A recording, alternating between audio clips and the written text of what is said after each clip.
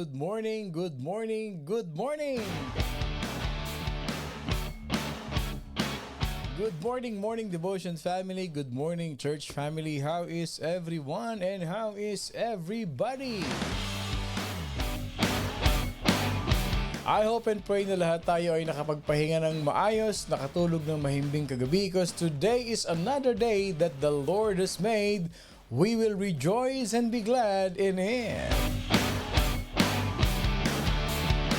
Gising, gising, morning devotion family. Every gising is a blessing. Magandang araw sa mga kapatid natin sa Pilipinas, sa Middle East, sa Hong Kong, mga kapatid nating OFW. How are you there, mga kapatid? Ingat po kayo, mga kapatid natin dyan sa Alaska, sa Canada, Australia. You are blessed by God. Lalo na yung mga kapatid natin sa Europe, dyan sa France, sa Italy na nakapakinig sa atin, nakatune in sa ating morning devotion. Mahal na mahal tayo ng Panginoon. We are indeed blessed by God. Ako pong muli si Pastor Bong, bumabati ng isang mapagpalang Friday morning sa ating lahat. Ang ganda ng ngiti ng mga nag-Friday ngayon. Oh. Yung mga nagtatrabaho dyan, sabi nila, at last! Praise the Lord! Natapos din ang linggo na ito. At excited na sila para sa fellowship mamayang hapon. Excited na ang marami para sa kanilang wonderful dinner tonight. Enjoy nyo lang inyong araw, mga kapatid. Ilang oras na lang yan, matatapos din yan. No? Yung mga trabaho nyo, just make sure to finish all those deadlines and congratulations na nakumpleto natin ang buong linggo na ito with victorious feeling. Ang sarap yung isang buong linggo na tayo ay pinatnubayan, ginabayan ng ating Panginoon Diyos at nakasurvive tayong talaga. Victoriously, hindi lang nakasurvive pero we are champions sa paningin at biyaya ng ating Panginoon Diyos. How is everyone? Yung mga nagdadrive dyan, ingat-ingat po kayo. Yung mga nasa kanilang mga trabaho, work safe at mag-ingat-ingat. O si Golden Strong, good morning from Las Vegas with love. Talaga naman, ano. At dahil Friday ngayon, mga kapatid, ito yung ating acknowledgement appreciation day ng morning devotion natin, ano. So, bago ang lahat, I'd like to acknowledge yung ating early bird for today, yung top 3 natin. I'm so happy kasi may pumasok sa ating top 3. Okay, unang-una na ang ating early bird for today ay si Sister Minda Rosales. Congratulations, Sister Minda. Tanggapin mo ang early bird prize mo kay Lord mamayang 11:58. Ang ating second runner-up, congratulations, first time na second runner-up si Mami Edna Andal Langston. At ang ating third runner-up ay si Sister Ethel Ballestero Mariano. Last morning, praise and thank you Lord for another day. Congratulations sa inyong tatlo, Sister Minda, Mami Edna, and Sister Ethel Mariano. Palakpakan natin ang ating mga early bird. 3 yung tatlong early bird natin. Okay. Ito lang. Mabilis lang ito, babasahin ko lang ito. Alam ninyo, ito ang naidudulot ng early bird. Tingnan ninyo babasahin ko itong napakagandang testimony na ito. Okay, ito basahin natin. Galing ito kay Ate Marisa Galve Wong na nag-early bird kahapon. Okay, ito yung kanyang napakagandang testimony. Okay, I'm sure maraming mabibless dito at maraming magpe-pray na, nako, gusto ko ring mag-early bird. Okay, ito yung kanyang testimony. Pakinggan natin, mga kapatid. Okay, eto na. Blessed morning, Pastor Bong and morning devotion family. Gusto ko lang pong i-glorify si God dahil sa pagsagot niya sa aking panalangin. Amen. At panalangin ng mga kapatiran. Kahapon ako po ay nag-early bird at sinabi ni Pastor Bong na i-claim ko daw yung aking prize kay Lord 12:20. Pero binigay ni Lord sa akin ang price ko ng 1:30 p.m. Wow! Ito napakaganda dito. Naputol po kasi ang medical insurance ko dito sa Las Vegas. At namili po ako ng aking mga maintenance napakamahal po. Naku talaga naman, oo, mahal talaga yan. Okay. Umuwi po ako sa Las Vegas at inayos ko ito kahapon.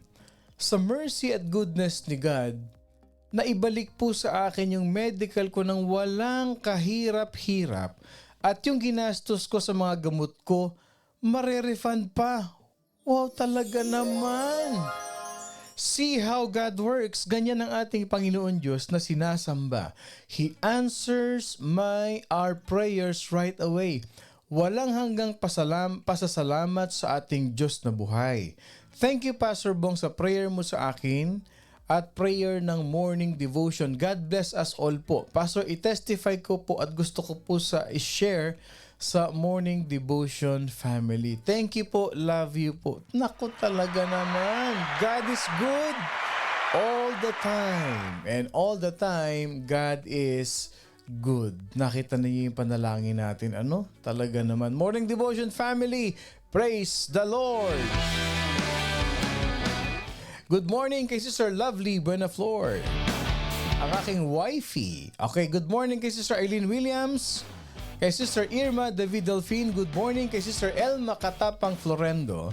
Good morning kay Doc Casey Sagun. Magandang umaga kay Sister Noraline Mendoza, kay Quincy Nubla, kay Ate Reggie Paredes, Sally Kunanan Dumigpe. Good morning kay Sister Juliet Cruz Badilla. Kay Sister Kat Castro Amores. Oh, congratulations, Sister Kapatid. Thank you for joining us.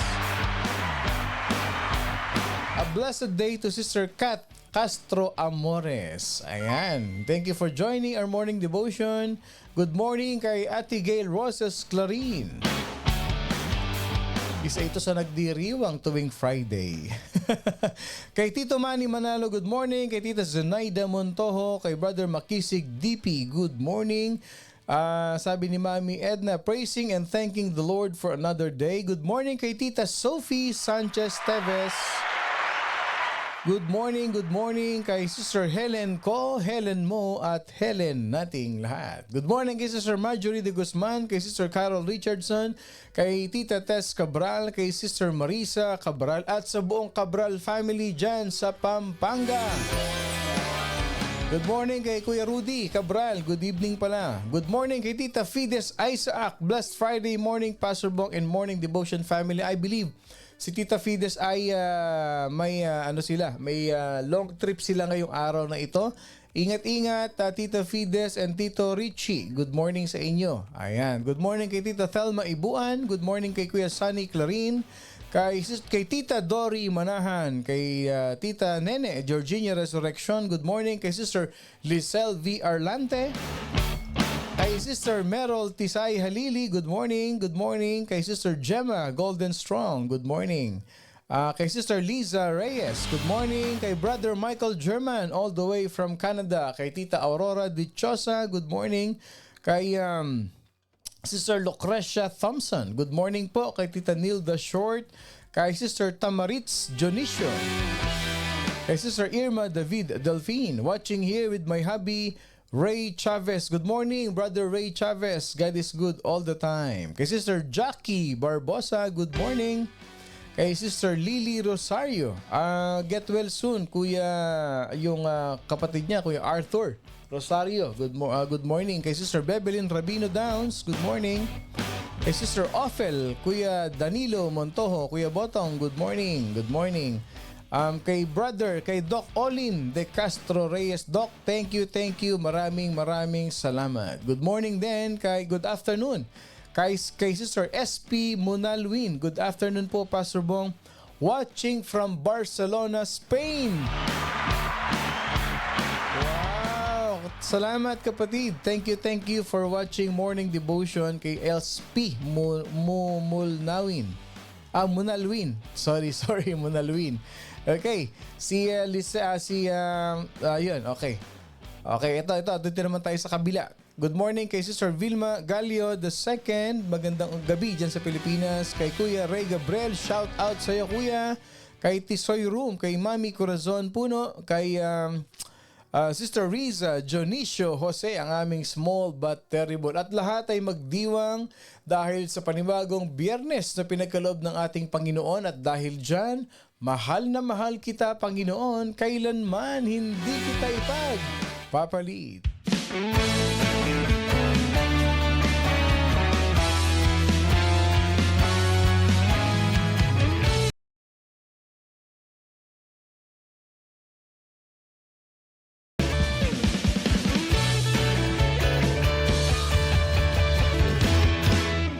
Mahal na mahal kita, Panginoon.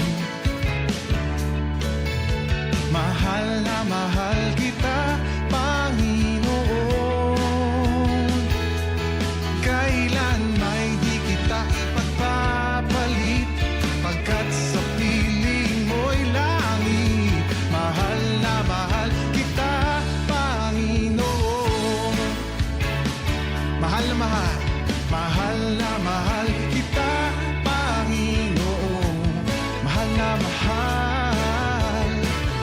Mahal kita, Panginoon.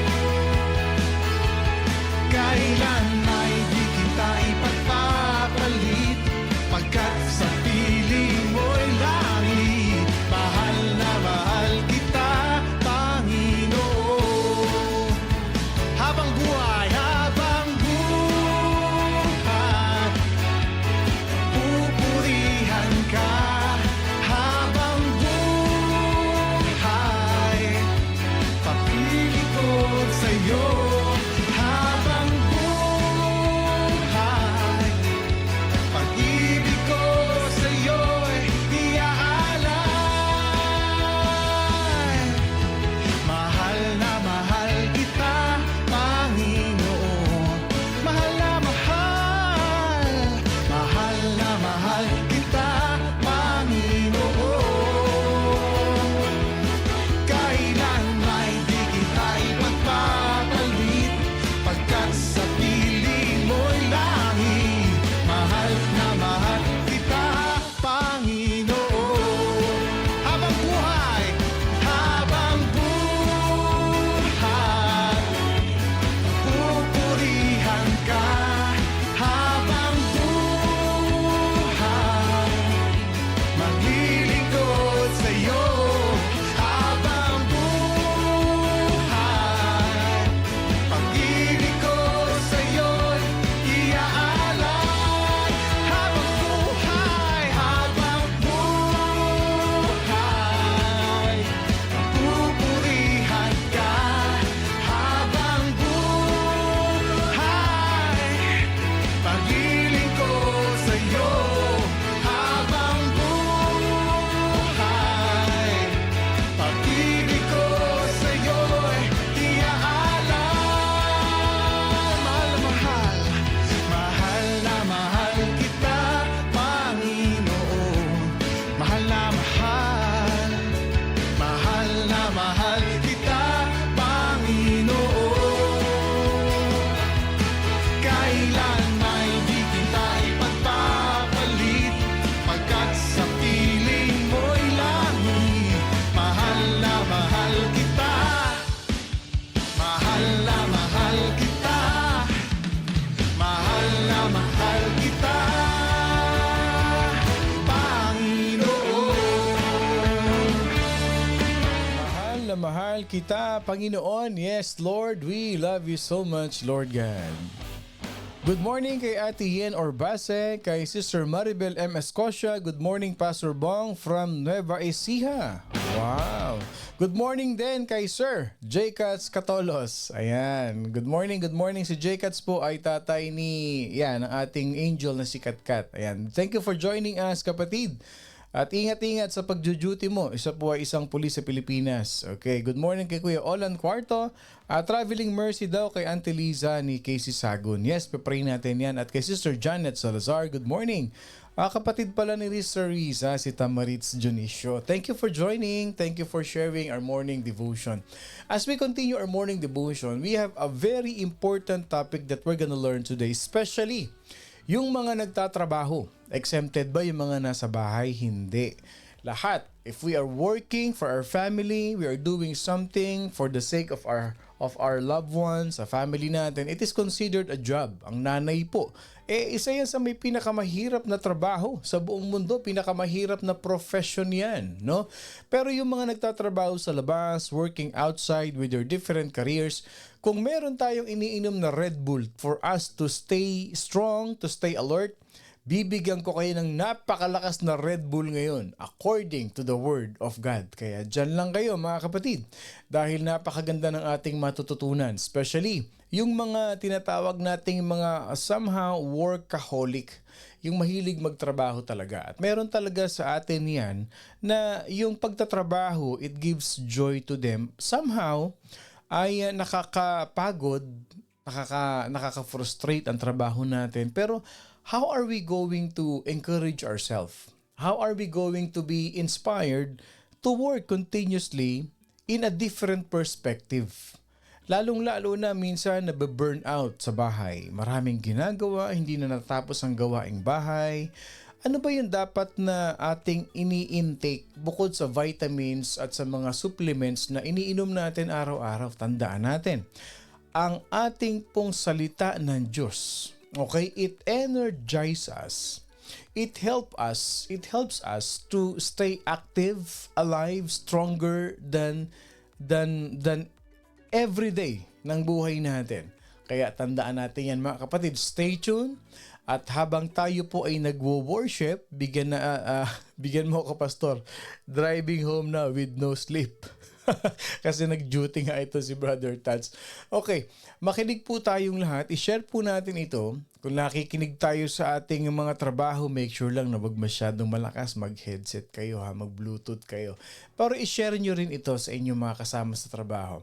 I-share natin sa mga kasama natin sa bahay. Lalong-lalo na tayo po ay nasa bansa na kung saan ang mga tao ay walang tigil sa pagtatrabaho. I've seen many people, I've spoken to many people, ang sabi nila, Pastor, hanggang kailan ba itong aking pagtatrabaho? Gusto ko nang mag-retire. Sino sa atin yung ganyan? Yung gusto nang mag-retire. O sabi ni Sister Janet, Pastor, I'm tired already, but God gave me strength to keep me going. Yung maririnig nyo ngayon, ma-energize kayo.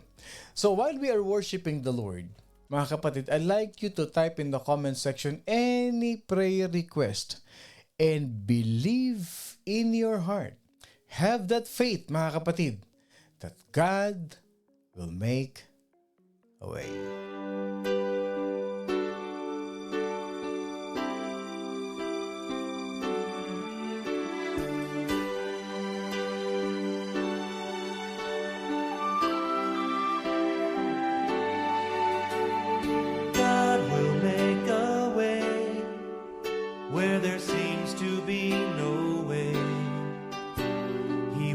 In ways we cannot see, He will make a way for me. He will be my guide, hold me closely to His side. With love and strength for each new day, He will make a way. He will make a way.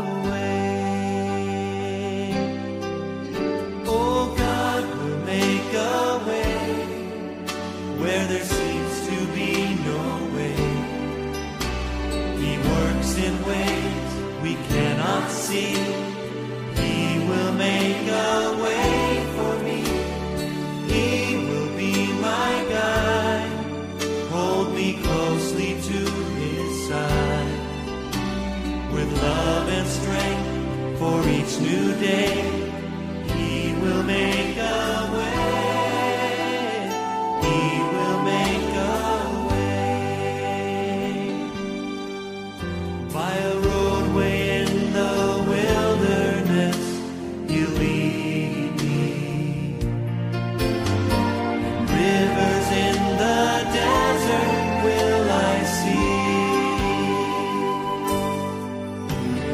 Heaven and earth will fade.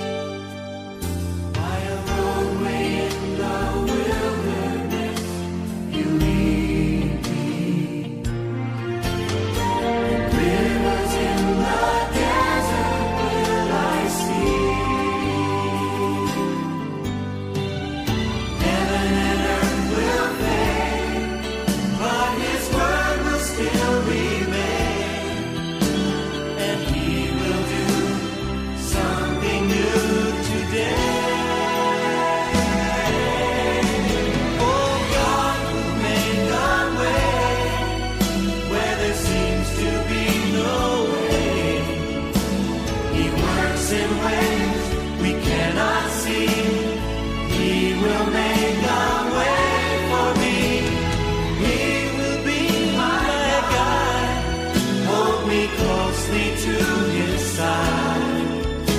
With love and strength for each new day, He will make a way. He will make a way. With love and strength for each new day, He will make a way. He will make a way.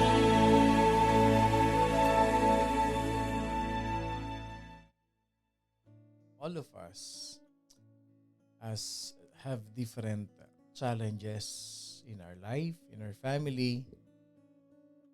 Iba-iba tayo ng degree ng pinagdadaanan sa buhay, lalong-lalo na sa araw-araw na ginagawa ng Diyos para sa buhay natin. May kanya-kanya tayong pinagdadaanan, kanya-kanyang pinagpa-pray. For some reason, ano man yun, believe in your heart, and this will be our declaration today. God will make a way. Kindly type in the comments section, God will make a way. Type in the comments section. Before we pray, come on, morning devotion family. Before we pray, let's claim this. Let's declare this. Ang pinagpe-pray mo yung business mo. Ang pinagpe-pray mo, bagong trabaho. We've heard a very powerful testimony. God indeed made a way sa isang morning devotion family member natin kahapon. Unexpected, but God's miracle will always prevail. And God's will is always the best way for us. Pinagpe-pray mo ba? Pero kang problema sa mga tenant mo, may problema ka bilang landlord, God will make a way. You are being underpaid. Hindi ka pa nga nabibigyan ng day of minsan. Naabuso ka ng employer mo. God will make a way. Hindi natutulog ang Panginoon Diyos. Masyado ka nang nababurden sa mga problema na binibigay sa iyo ng pamilya mo, kamag-anak mo, even sometimes yung loved one mo. Hindi mo ina-expect yung mga taong malapit sa iyo. Siya pa yung nagbibigay ng problema. Siya pa yung mga nagper-persecute sa iyo, nagbibigay ng katakot-takot na sakit ng ulo sa iyo. Pray this in your heart. God will make a way. Because God's word indeed is a powerful strength, powerful victory that is in our life. Sabi nga nung kanta, heaven and earth will fade, but His word will still remain, and He will do something new today. Believe in your heart that God will do something new in your heart, in your life today, because God will make a way. Yung comfort ni Lord, He will make a way. Yung blessing ni Lord sa iyo, He will make a way. Yung favor ni Lord sa buhay mo, i-claim mo na yan that He will make a way. Yung traveling mercy, God will make a way. Heavenly Father, we thank you. For this day, we know that you will do something new in our life. For this day, Lord, may gagawin ka sa buhay ng mga anak mo. This day is a victorious day for each and every morning devotion family. This day will be a victorious day to all your children who are experiencing persecutions and trials and challenges in their life. Lord, you will make a way.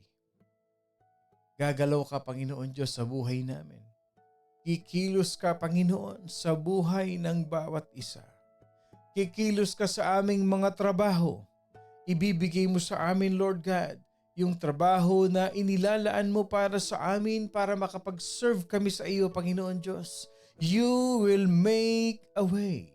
Because our healing, Lord God, is on its way. May pinagpe-pray kang sakit sa katawan mo. Pinagpe-pray mo yung tao na gumaling. Healing is on its way because the angel of the Lord, the Holy Spirit, is moving in the midst of us right now. At pinagagaling na tayo ni Lord. God will make a way when there seems to be no way.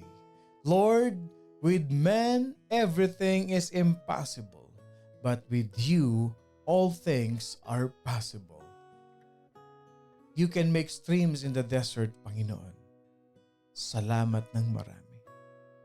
Lord, we love you. And we have this faith in you that you will make a way. That the rivers of living water will flow in our family. In the midst of us, in our life, hindi kami matutuyuan, Panginoon, bagkat ikaw ang tubig ng buhay, Panginoon. Salamat because as we start the day right, Lord God, you are healing each and every person that we are mentioning today in our comment section. Pinagagaling mo lahat, Panginoon, ng dapat gumaling. Because that will be a living, powerful testimony of how good you are in our life. Lord, salamat po.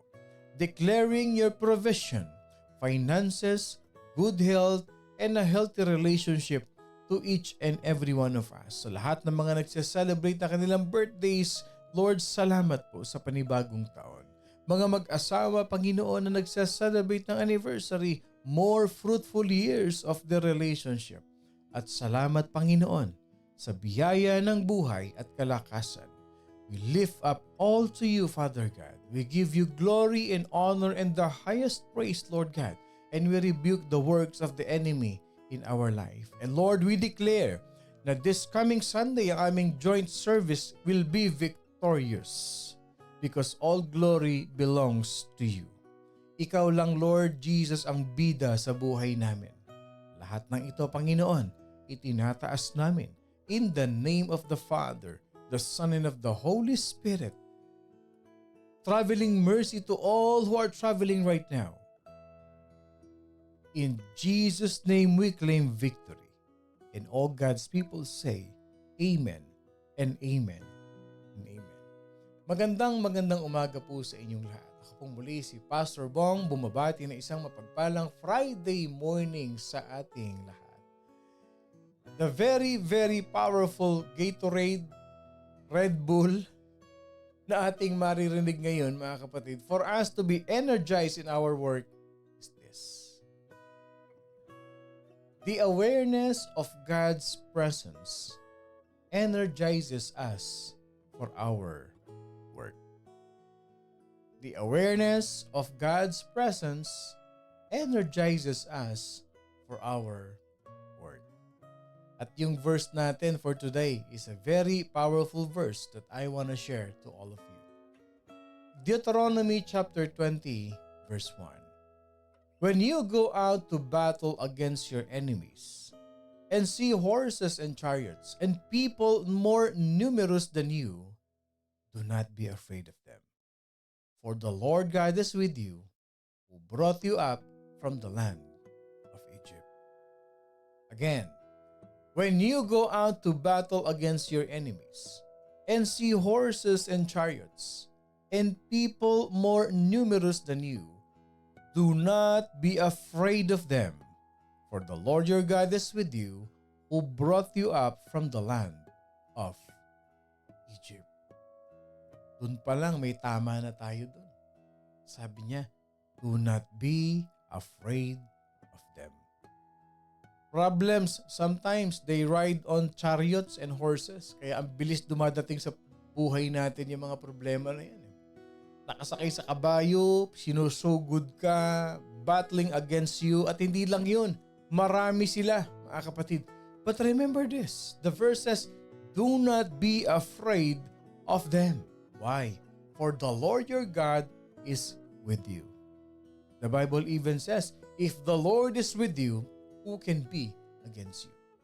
So ang tanong sa atin dito, Pastor, I thought meron tayong Red Bull o meron tayong energy drink. o energy, word inspiration na matututunan natin today? Yes. How can you maximize your productivity at work? Your productivity in life? Lahat naman tayo. We always want to be productive all the times. Hindi ba? Kahit pa sabihin mong retired ka na, ayaw mo rin naman nung nakaupo ka lang na wala kang ginagawa. And I believe this in my heart na marami sa ating mga elders, naririnig ko ito palagi. Ano yun? Pastor, hindi ako mapakali sa bahay kahit retired na ako. Pag nakaupo ako, nanghihina ako eh. I need to be productive every day. I need to do something. I want to do something. Ito lang sa atin dito yung ganyan ang perspective sa buhay. Na kahit pa nga retired ka na, you still have to do a lot of things in life kasi it energizes you. Kailangan gumagalaw-galaw tayo. Sabi nga nung iba, galaw-galaw para hindi ma-stroke.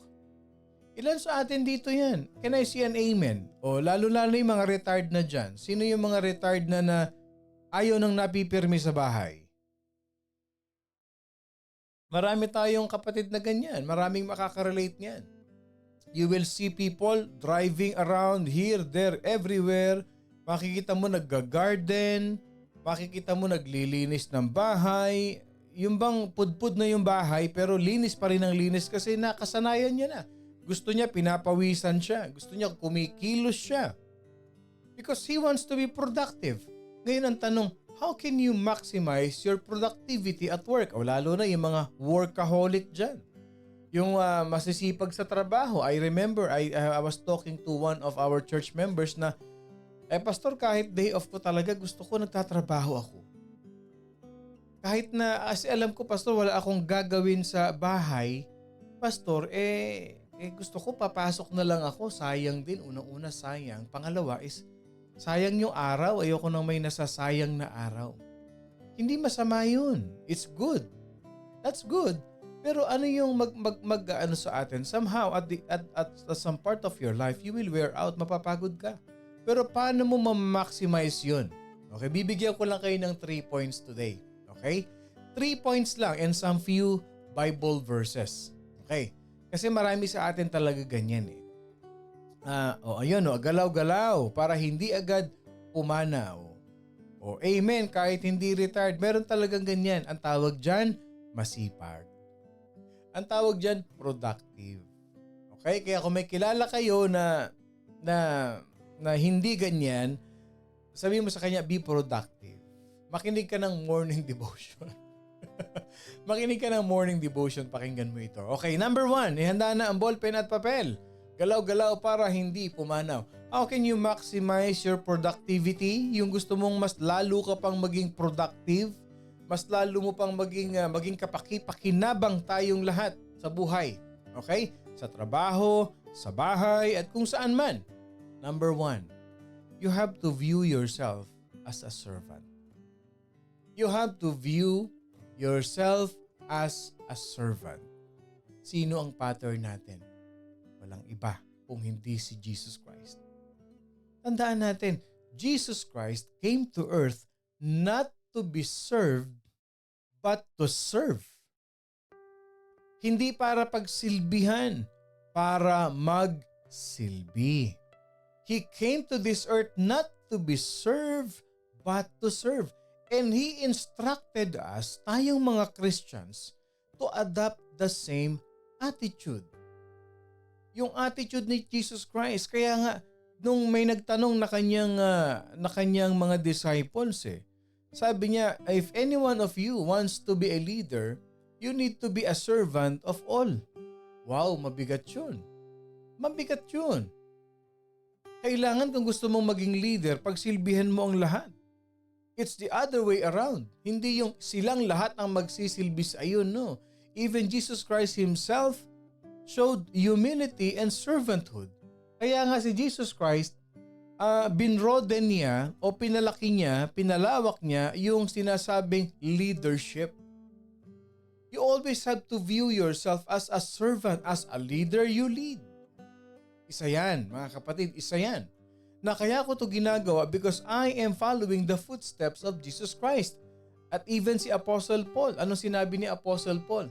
Slaves, in all things, obey those who are your masters on earth, not with external service as those who merely please men, but with sincerity of heart, fearing the Lord. Colossians 3:22. Na kapag ka daw tayo naglilingkod, kapag tayo nagtatrabaho, hindi ito external service o hindi pakitang tao. Kung hindi, naglilingkod tayo as a servant serving the Lord. Kailangan may sincerity yung puso natin. Hindi niyo ba napapansin? Pagka yung trabaho nyo is all about external service o yung nagpapakitang gilas ka lang, nagpapasikat ka ba? Okay? Tingnan mo pag hindi ka napansin, frustrated ka, disappointed ka. Kasi yun ang hinaabol mo eh. Yun ang hinahabol mo. You're running after to please men. Gusto mo may upload sa'yo, ina-applause ka nila, pinupuri ka nila, galing mo naman talaga. It energizes you, the compliments of people. Pero hindi eh. If you view yourself as a servant of the Lord, it has the sincerity in your heart na kaya ako nagtatrabaho kasi I want to please the Lord. Alam mo kaya ako naglilingkod ng ganito, masaya ako nagsisilbi sa pamilya ko kasi alam ko natutuwa ang Diyos sa ginagawa ko. Sabi ng verse, with sincerity of heart, fearing the Lord. Alam niyo pag masaya ang puso ninyo pag kayo nagtatrabaho? Who among us here will agree with me? Pag masaya ang puso mo, pag ikaw ay nagtatrabaho, masaya ka sa ginagawa mo, hindi mo namamalayan ang oras. Hindi mo namamalayan ang oras. Can I see an amen to that? Kasi nag-e-enjoy ka. Masaya ka. At kung minsan pa nga, parang ayaw mong tumakbo yung oras kasi enjoy ka kasi masaya ka eh. Yun yung tinatawag na sincerity of the heart. So kung si Apostle Paul, he told slaves to do their work heartily. Slaves yun ha. At walang paycheck ito. The workers of the early churches, walang paycheck ito, walang bayad itong mga ito. Kung ini-encourage ni Apostle Paul, itong mga slaves na ito to do their work heartily and they receive no paycheck, then what about the rest of us who do get paid? Eh meron nga sa atin. Alam mo kapatid, you consider yourself as a blessed to many people. Pero maririnig mo sila, reklamo, ng reklamo, ng reklamo, ng reklamo. Bakit? Kasi walang sincerity of the heart. Yung kasing puso nila, pag may nakita silang ganun, may nakitang ganun, sana ako din ganun. Bakit siya ganito? Bakit ako ganun? Teka muna. This should be number one, part of our perspective in life while we are working. You have to view yourself as a servant. Well, they don't pay me nearly enough. Hindi naman tama yung binabayad nila sa akin eh. You may say na, kulang yung binabayad sa akin. Teka lang muna, dadating tayo dyan. Okay, perhaps you are not paid sufficiently and you are taking longer kasi hindi naman ako binabayaran ng tama. So, okay lang ito. Yung lunch time ko gawin kong 2 hours. Kulang naman talaga compared to other companies, to other jobs that they are being compensated, well compensated eh. Tama lang na malate ako. Tama lang na mag-early out ako eh. Para quits kami. Para pantay kami. That's not right. If you are compensated for 8 hours, you need to give 8 full hours. Why? Because you're a servant of God. And as a representative, ambassador of Jesus Christ, you as a Christians, you have a responsibility to do good works. Regardless, mga kapatid. If they are not treating you well, basta gawin mo ang tama. Alam mo ang pinakamasarap gawin sa buhay? Yung gumawa ng tama. Kasi pagka hindi mo na na-enjoy ang paggawa ng tama, may tama ka na. The best pathway to promotion is what? Servanthood. The best pathway to promotion is servanthood. Pag ang mindset mo, nagtatrabaho naman ako, for the Lord eh. At Kristiyano ako. Alam ni Lord kung ano yung para sa akin. Apihin man nila ako, itataas ako ni Lord.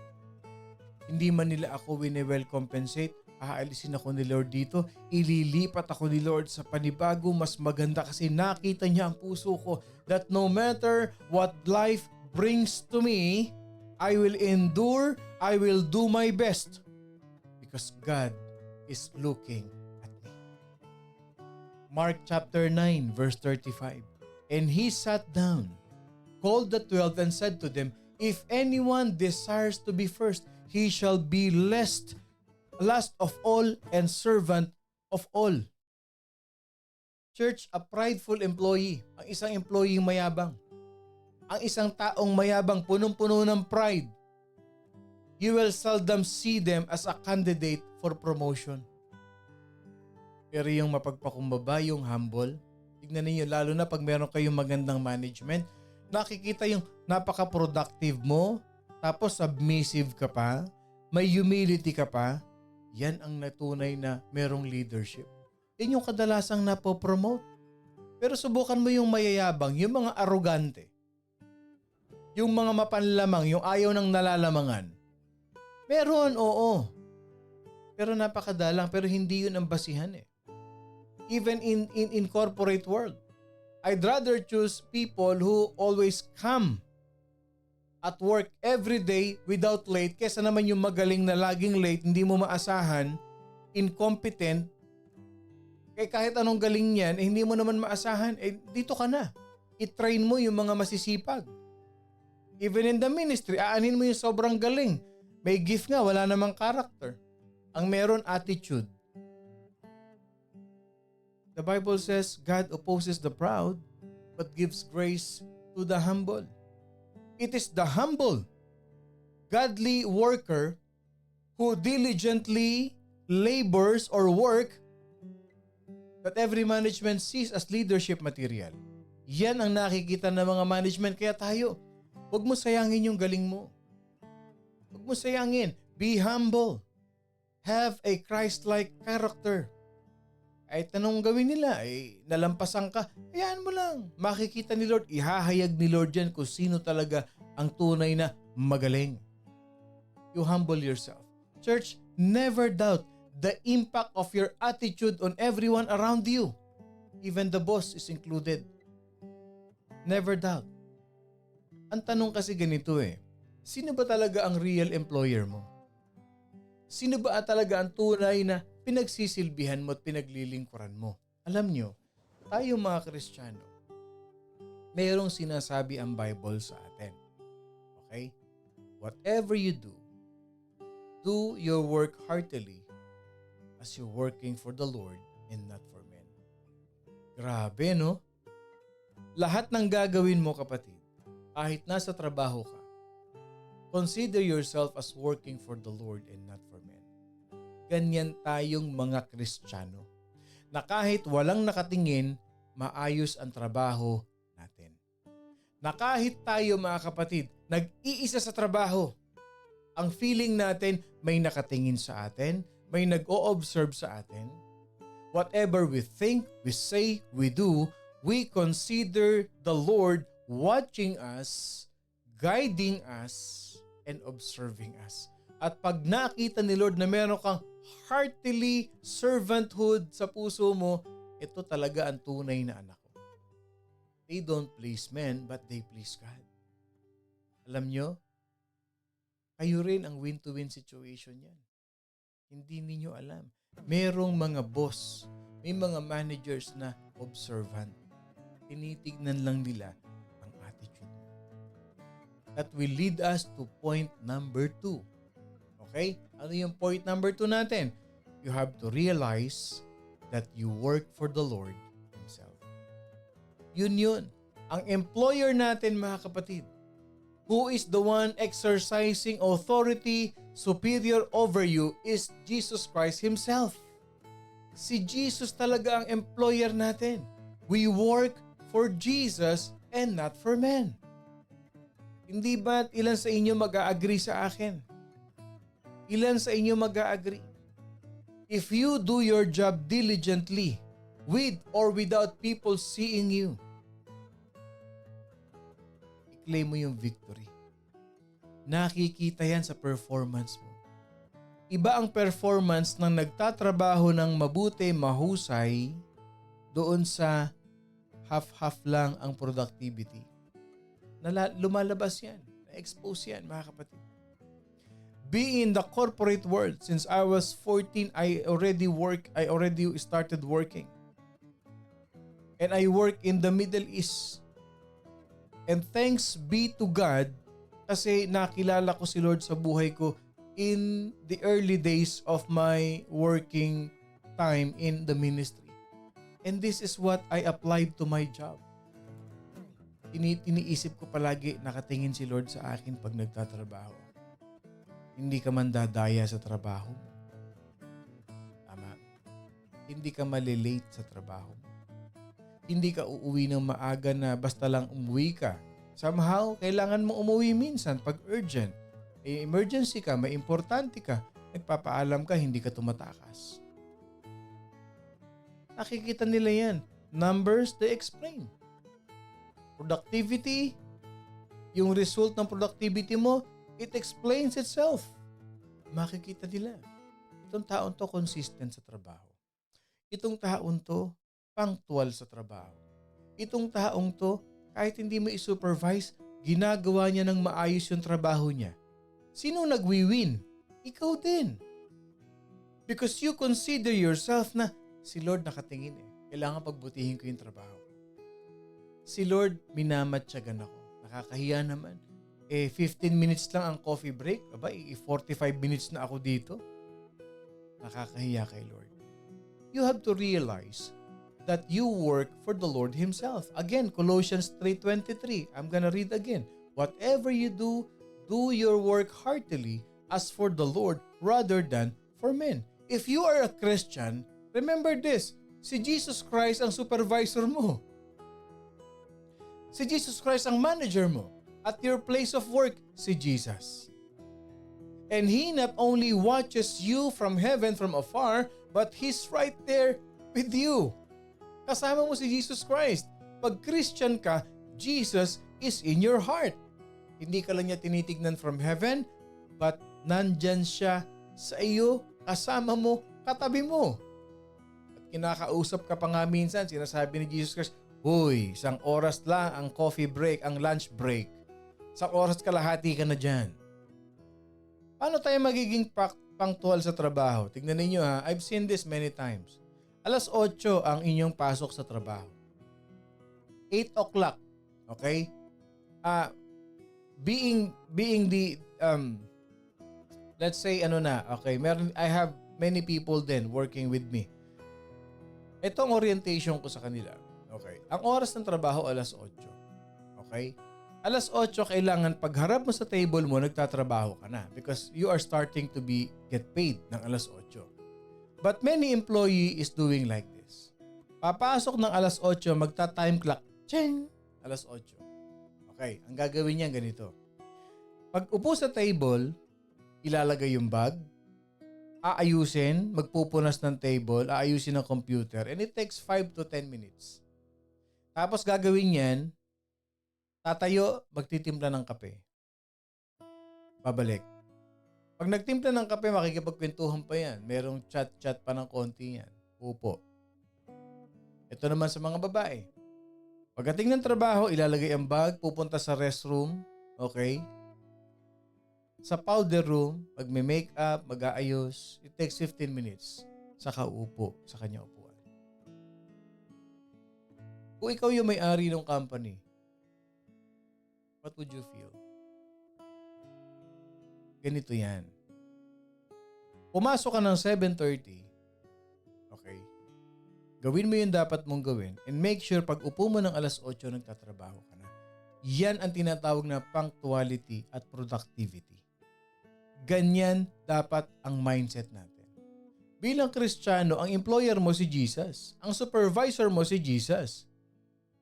Alam nyo ba na cheating yun? That's a clear cheating sa kumpanya. That's true. Kasi you are getting paid. Let's say 30 minutes, it will take 30 minutes of your time before you start working. Mag-start ka pa ng computer mo, magpe-prepare ka pa. You have to be there as early as 8 to do your personal things. So pagdating mo ng 8, magtatrabaho ka na. Ganyan dapat ang attitude natin because Jesus does not only watching you from afar, but He is there at your place of work. You and I, mga kapatid, need to give a full days of labor regardless of whether we think management is fair. Just do your part. Church, Jesus is ultimately the one we serve and He's always on site. Kaya tayo dapat, mga kapatid, we should always do our best. Why? Because the Holy Spirit is present, equipping and energizing us. That's true. We may think that Monday through Friday we go to work. Saturday we play. And Sunday we worship. Mali. Mali yun. I'm telling you this. Mali. Yung Monday through Friday, we go to work. Saturday, leisure time, laro-laro din pag may time. And Sunday, we worship. No, God has not designed our life that way. Okay? If Jesus Christ is our Savior, if Jesus Christ is our Master, our Lord, we cannot exclude Jesus Christ from any part of our life. Pag siya ang master natin, mga kapatid, hindi natin siya pwedeng iset aside sa ibang parte ng buhay natin. We cannot exclude Him in any part of our life. It is not right for us to be holy during Sunday and during the weekdays, nagzizigzag tayo sa ating trabaho.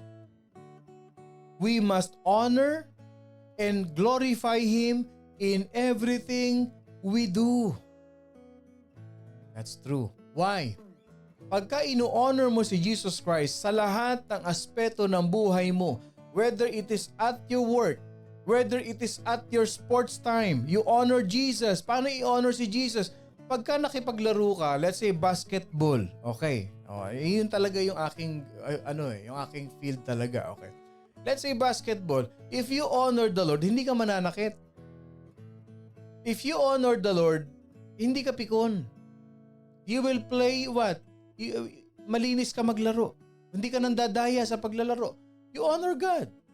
There are a lot of things to honor and glorify God in your life. Yes, that's true. Bakit? If you honor the Lord each and every day of your life, I'm telling you this, you will eliminate the temptation, mga kapatid, of doing our work purely to be seen by men when we commit ourselves wholeheartedly by Jesus, to Jesus Christ.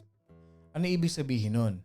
Okay, pagka everyday ino-honor, gino-glorify natin si Jesus sa buhay natin, lalo na sa pagtatrabaho natin, ini-eliminate natin yung to please men. We are eliminating that why we work is because we want to please our boss, we want to please our men. Tandaan nyo to. If you please God, God will push your boss para bigyan ka ng promotion. First, you have to please God. Please God palagi. You please the Lord palagi sa buhay mo. Alam mo kung bakit? Ganito yan. Matthew 6:24.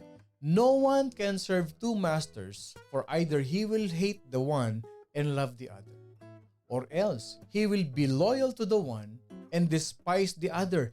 You cannot serve God and Mammon. Ano ibig ko sabihin dito?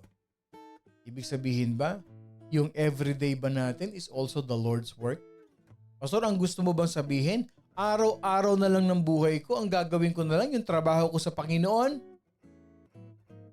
Then, sabi nga nung iba, yes, in every day, in your day-to-day life, in your day-to-day job, we have to work for the Lord. Church, tandaan nyo ito. Ministry is not just what you do at church, but you worship God every day of the week. On Sunday, yes, at the church. On Monday through Friday, yes. You show your devotion to Him. You show your respect to Him. You show the Lord that you glorify Him, that you honor Him in your life by doing a good job at work. Grabe pala ang pagiging Kristiyano, ano? O kaya mag-isip-isip ka na. Mag-isip-isip ka na. And all of us who are listening right now, hindi aksidente to kapatid, pinaaalalahanan ka lang ni Lord. Ano ang dapat mong gawin para hindi ka reklamo ng reklamo sa trabaho? Ano ang dapat mong gawin para hindi ka reklamo ng reklamo sa ministry, sa church? Ano ang dapat mong gawin para hindi ka reklamo ng reklamo sa bahay, sa pamilya? Pagod na ako. You consider yourself as a servant. Number 2, realize that you work for the Lord. Si Lord ang employer natin. Church, pag yan ang naging mindset natin, you are elevating your status being a child of God. Bakit? Alam mo, ini-elevate mo yung sarili mo? Because it dignifies your labor. It adds a dignified life to your office or your place of employment. Tandaan mo kapatid, you work for the Lord, not for men. At pagka ikaw isang tunay na Kristiyano, you are working in that company, you are bringing blessing, you are attracting blessing in that company because you are there. You are there. Kaya sabihin mo sa boss mo, alam mo, kaya lumayaman ang negosyo mo kasi nandito ako, anak ako ni Lord. Because you serve the Lord Jesus Christ. You serve the Lord Jesus Christ. Colossians 3 verse 24, knowing that from the Lord you will receive the reward of inheritance. Bakit? For you serve the Lord Jesus Christ. Ganda, no? You serve the Lord, you receive a reward. Now the question is this, meron ba tayong magagandang testimony in public for Him? Do we have a good testimony in public for Jesus Christ? You ask yourself, are you one of your company's most faithful, punctual, productive employees because you serve God?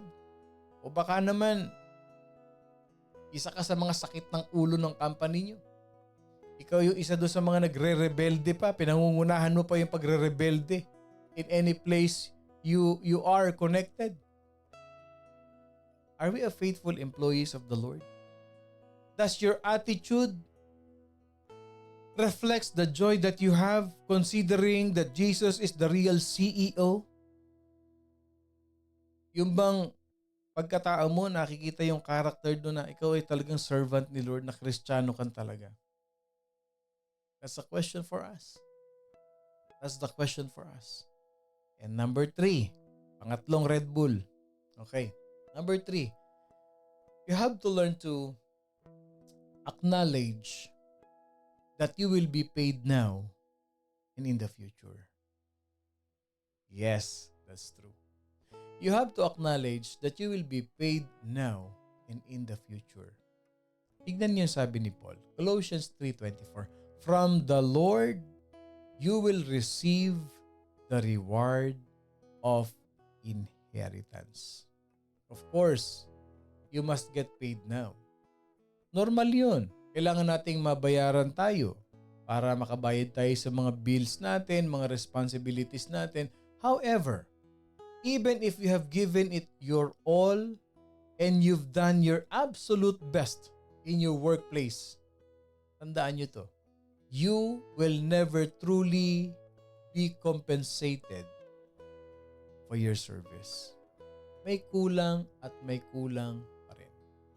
That leads us somehow to frustration, to disappointment. I may not say 100% na may ganong employer. Pero ilan sa atin nakaranas ng ganito? Okay, just be honest lang with me, ha?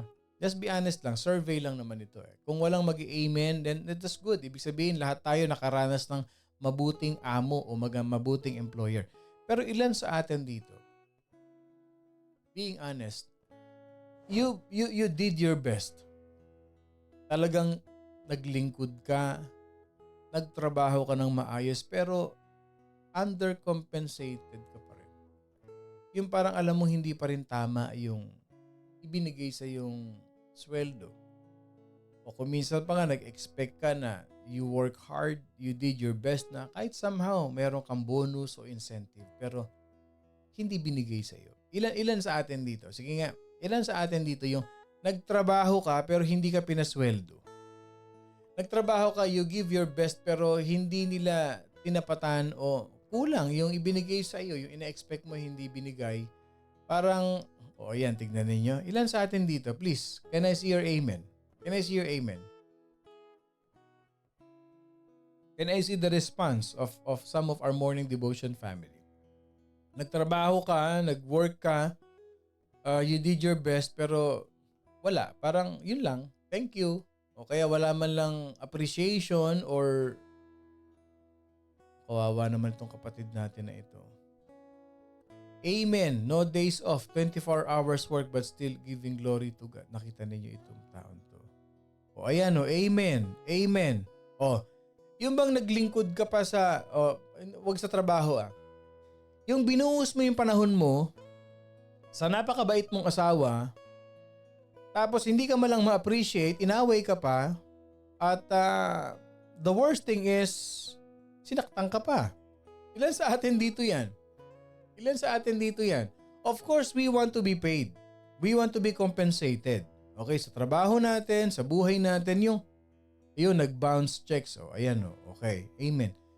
Okay, at home, yung mga ating mga dakilang nanay, pinaglingkuran nyo ang iyong napakabait na asawa o mga dakilang tatay. Okay? Tapos, imbis na ma-appreciate ka, imbis na mapasalamatan ka, mabigyan ka man lang ng konting reward, sinaktan ka pa. Ikaw pa yung gumastos, ikaw pa yung nag-abono. Okay, yung mga ganyan. Okay, isa trabaho mo, okay. Yung ginawa mo na yun, tapos akala mo may appreciation ka, pero nasaktan ka, na-frustrate. Tinan mo, ang dami Ang dami Kasi pinag-uusapan natin dito yung compensation No? Even if you have given all your best and done your absolute best, you will never truly get compensated for your full service. Totoo yan Pero eto, bilang Kristiyano, I want you to remember this. Alam nyo lahat na nag-amen, lahat na nakaranas nito. Okay. Lahat, naku batukan. Okay, ito makinig kayo Makinig kayo. Lahat ng nag-amen, yung naka-experience nitong ating pinag-uusapan. Remember this. I'm one of this. Kasama niyo ako. You may get insufficient wages here. But I'm telling you this. You will get reward. You will be rewarded beyond measure in heaven. Wow. Wow.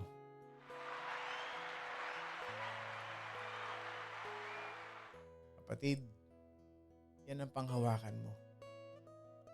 Inapi ka man nila, ilait ka man nila, hindi ka man nila pinasweldo ng tama, sinaktan ka man nila, may reward ang Panginoon sa iyo. May reward ang Panginoon sa iyo. I-claim mo na. I-claim mo na. Type in the comment section, I claim it today. I claim it today. I-claim mo na kapatid. I-claim mo na. I claim it today. Type in the comment section, I claim it today na, Pastor. Today na, Lord. I claim it today. Church, in the judgment, God will do much more than just making things equal. Gagawin ni Lord, hindi lang niya papantay-pantayin yan, pero iaangat kanya, mga kapatid.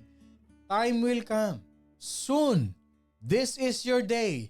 I claim it today. I claim it today. Tignan niyo sabi ng Bible I'm gonna read this in English and in Tagalog. Okay. For no other foundation can anyone lay than that which is laid, which is Jesus Christ. If anyone builds on this foundation with gold, silver, precious stones, wood, hay, straw. 1 Corinthians chapter 3, 11 to 15. Okay, 1 Corinthians 3, 11 to 15. Sabi niya dito, each one's work will become clear, for the day will declare it, because it will be revealed by fire. And the fire will test each one's work of what sort it is. If anyone's work which he has built on it endures, he will receive a reward. If anyone's work is burned, he will suffer loss. But he himself will be saved, yet so as through fire. Anong ibig sabihin nito? Anong ibig sabihin nito? Tignan ninyo ha. Ang gawa ng bawat isa ay mahahayag, sapagkat ang araw ang magbubunyag nito. Sapagkat ito ay mahahayag sa pamamagitan ng apoy. At ang apoy ang susubok kung anong uri ng gawain ang ginawa ng bawat isa. Nakuha ninyo? Serve with a sincere heart. With the sincerity of the heart, mga kapatid. Sabi niya, kung ang gawa ng sino mang tao ay matupok, siya ay malulugi, bagaman siya ay maliligtas. Ngunit tanging sa pamamagitan ng apoy. Kaya sabi ng Bible, kahit nasa tahanan tayo o malayo sa tahanan, bigyan natin ng kasiyahan ng Panginoon. Do everything to please God. Alam nyo, Ephesians 6:7, the last verse that I'm gonna give you today. Ang naglilingkod na may mabuting kalooban, na gaya ng paglilingkod sa Panginoon at hindi sa mga tao. Ganyan tayo mag-serve. Hindi ka mapapagod. Hindi ka susuko. Hindi ka bibitaw. Kasi naglilingkod tayo sa Panginoon. And the Lord will certainly reward you justified.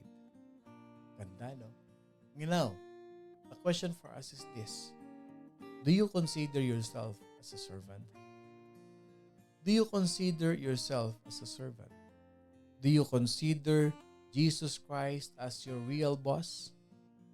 And are you working in a character, in a manner that honors the Lord? No matter how low, how boring your job, do you honor the Lord in your work? At gusto kong ma-realize nyo, kapatid, no matter what it takes, you have an excellent reward that will come from the Lord. Trabaho tayo na tayo ay naglilingkod sa Panginoon. Kung marami ka ng luha dyan sa trabaho mo, believe this in your heart na kayo ay nag-claim today, ibigyan ka ni Lord ng panibago, maayos, na ikasisiyan ng puso mo, o we will compensate ka because the Lord will reward you. The Lord sees your heart. Ituloy mo lang ang paggawa ng mabuti. Huwag kang mafo-frustrate. Just keep on doing the right thing. Let us pray. Heavenly Father, we thank you, we honor you, and we love you. Bless us wherever we are right now. Lord, salamat po. Lahat ng frustrations namin, lahat ng disappointments namin, lahat ng discouragement namin, Lord, nawala itong lahat. Napalitan ng encouragement at ng inspiration by your powerful truth. Na alam namin, Panginoon, lahat ng luha, lahat ng hirap, lahat ng pagod na nararanasan namin, Lord God, will soon come to an end. Because you will shower us with your provision, with your favor, with your blessing, and with your goodness. Kapatid, before we end this week, I want you to lift your both hands. Itaas mo lang, kapatid, as a gesture of faith, and declare this with me. Lord, I receive your provision. Taas mo yung dalawang kamay mo. Isahod mo. Isahod mo yan. And get ready to receive the reward, of the Lord in your life today. As you bow your head and your heart aligned in tune to Jesus Christ. Lord, declare this with me. Lord, I receive. I receive your blessings upon my life. Lord, I receive your provision. Lord, I receive your healing. And I receive the blessings of the family. In Jesus' name we pray. Amen and amen. Excited ako na makita ko kayo this coming Sunday sa ating joint worship celebration. Ang ating pong address, mga kapatid, is 22219 Avalon Boulevard. Ayan, teka po ha. Ipopost ko lang dito. Ayan, Avalon Boulevard, Carson, California. Okay, magkita-kita tayo this coming Sunday. At isa pang excited ako. Excited ako na this coming Sunday, may magte-testimony ulit sa morning devotion family. Na yung tinanggap mo ngayon, nag-manifest na.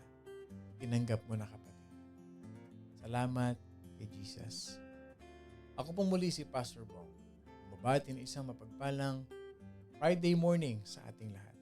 Enjoy wherever you are and stay blessed. Lagi niyong tatandaan, mga kapatid, yung tatlong bagay na natutunan natin ngayon. Consider yourself as a servant. Realize that Jesus is your master and employer and boss. And number 3, never ever forget that not only that you will be paid today, but you will be paid eternally. At wag na wag kakalimutan, we are blessed by God. I love you all, mga kapatid, with the love of the Lord. Mamaya po wala tayong Bible study. Next week ang ating resume. Ingat po kayong lahat.